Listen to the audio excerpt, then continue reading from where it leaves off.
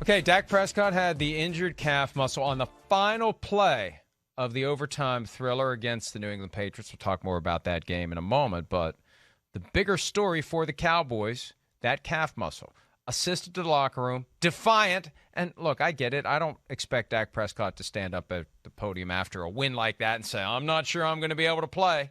He's got none of that Ben Roethlisberger drama in him. His attitude is, the arrow's pointing up, the glass is half full, I'm fine. I promise you I'll be fine. That's how clear he was. And then he's in a walking boot, hobbling to his car after the Cowboys got back to Dallas following the game, and he's clearly not fine. You're not in a walking boot as a fashion statement. You're in a walking boot because there's something going on there. The MRI yesterday, and we didn't hear much about it throughout the course of the day, which I think is a little ominous, but there he is, courtesy of WFAA, with the walking boot. There he is with Zeke. It was Zeke who helped him to the locker room as the calf muscle gave out after he injured it. The MRI shows a strain. Well, without knowing the degree of the strain, we don't know how much time he's going to miss. The Cowboys are optimistic he'll be back for Week 8. And when do we ever hear, Chris, any NFL team or player say they're pessimistic about anything? Never. No. They're never optimistic. No. Every surgery is a success. Every rehab is ahead of schedule. And we're always optimistic about everything because you have to be to survive. You can't allow negative thoughts into your brain or the whole house of cards falls apart. So, and I'm not trying to be Debbie Downer. I'm trying to be realistic based on what I've seen in the past. And if you're a Cowboys fan, or if you have Dak Prescott on your fantasy team, let's not assume that everything is going to be okay in 12 days when the Cowboys face the Vikings on Sunday Night Football. No, I hear you, especially with that injury. I mean, we know that. That's an injury that's a pain in the butt. And for a quarterback, it's a big pain in the butt. It is. I mean, it's, of course, hopping around the pocket and putting pressure on that calf muscle is, a real thing. And then, of course, it doesn't matter, what, position you're in or anything like that. I mean, it's going to be affected. I watched the game on film yesterday, Mike, and tried to, the coach's film cuts off where he's backpedaling and celebrating. He puts his foot in the ground to now run forward to celebrate, and that's where it cut off. So you can't see, but I'm guessing that's where it happened because you can't really see a limp on that other than that. But this is going to be a tough injury. There's no doubt about it. So you see there, he throws the ball, he backpedals, and then he planted his foot in the ground to run up, but then the camera cut off, and I couldn't really see what his stride looked like after that. But that's a concerning injury. That's an annoying injury. Anybody that's had that injury as an athlete is nagging, and of course it's a big part of what you do as a quarterback with the drop and pushing up in the pocket and everything like that. It needs time to heal. It needs an opportunity to heal. No different than the hamstring. And what did we see with Christian McCaffrey last week? Yeah. As he was working his way back from his hamstring strain. Oh, it's just a strain. It's funny. Strain gets thrown around like, oh, it's just a strain. Like, go take a nap and have a couple Advil and you'll be fine. He clearly aggravated it because he ended up on injured reserve. Yeah. So you've got to be very careful. And I've had both. I've had the calf and I've had the hamstring. And if you don't rest and let it heal, it never gets better. There's a certain point where you just have to accept it. Yep. And it's hard to do when you're having the best season of your career. It's your redemption season after your broken ankle. Are you kidding me? You're proving why you're worth $40 million a year. You're proving that maybe you're worth more than $40 million a year. And then this happens. It's hard to process in real time. And, I choose to be realistic, and the Cowboys choose to be optimistic, and we'll see which istic prevails. Let's hear from Mike McCarthy. We do have the sound of McCarthy from yesterday, updating the media on the Dak Prescott injury. Dak had an MRI this morning. He has a calf strain. We're going to take this week for rest and rehab. Then we're going to reevaluate Monday. And just the words from Jim, we're optimistic for Minnesota, but I think like any calf strain, especially this early, it's close to the injury, there is variance in timelines. So, but we're optimistic for Minnesota. Is this right?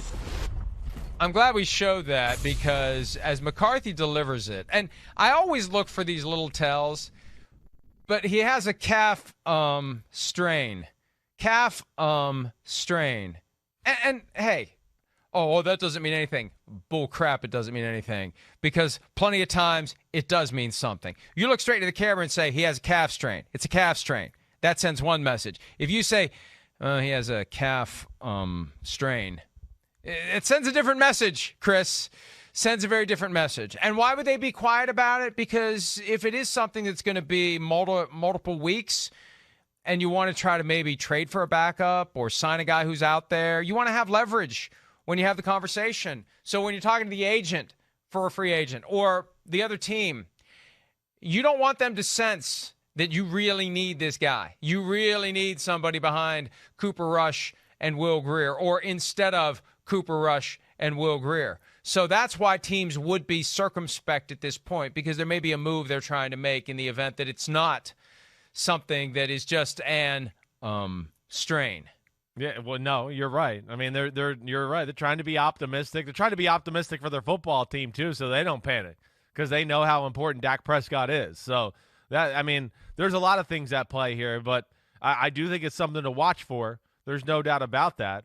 And again, like, can we show the video? It was the right calf, right? That's what we showed on the video there. I just wanted to make sure I got it right. Sorry. The thing I would worry about a little too, I mean, that is the leg that, of course, the ankle he broke, so there is that. And then the added thing to that too is, your back leg for a right-handed quarterback.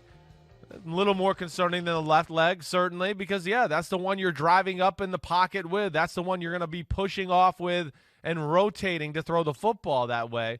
So we'll see. But this is a touchy injury. And you're right, nothing really fixes it other than rest. It takes a minute. So we'll see where it goes. But he played awesome on Sunday. I know that. Michael Gallup, Cowboys receiver. Yeah. Calf strain during camp. Right. Still haven't seen him. Right. We haven't seen him. So I just I'm not trying to be pessimistic. I'm trying to push back against the idea that everything is fine. It's not necessarily fine. We will know in time whether it's fine. They have no reason at this point. They don't have any obligation to give us an injury report for 8 more days. So we'll see how it goes.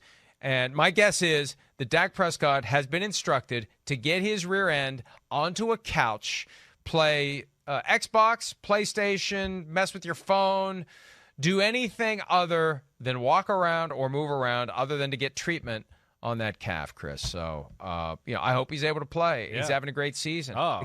Here's another reason. But you know what? Here's a reason to be very careful about this. We were talking about this yesterday. The Cowboys are much better than we thought they would be. But you mentioned the teams that you have no questions about in the NFC. Yeah. The Packers, the Buccaneers, the Cardinals/Rams. Do we really think the Cowboys are going to be higher than 4 on the playoff tree in the NFC when you consider the presence of the Packers, the Bucs, the Cardinals, and the Rams? And I think the Cowboys only play the Cardinals out of all those teams. So I think 4 is kind of where they're locked in right now. So if you're locked in at 4 as a practical matter, it's more important to have Dak 100% when January rolls around than to play this game of he's got a setback, we're going to finally put him on injured reserve like Christian McCaffrey. The biggest challenge is going to be to get him to just stop, like they finally managed to do during camp when he had the shoulder thing, and they finally got him to just stop. They've got to get him to just stop and let it heal, because it's far more important to be 100% in January than it is now. Hi, I'm Mike Tirico, and thanks for watching. Make sure to hit subscribe for the latest news and highlights from NBC Sports.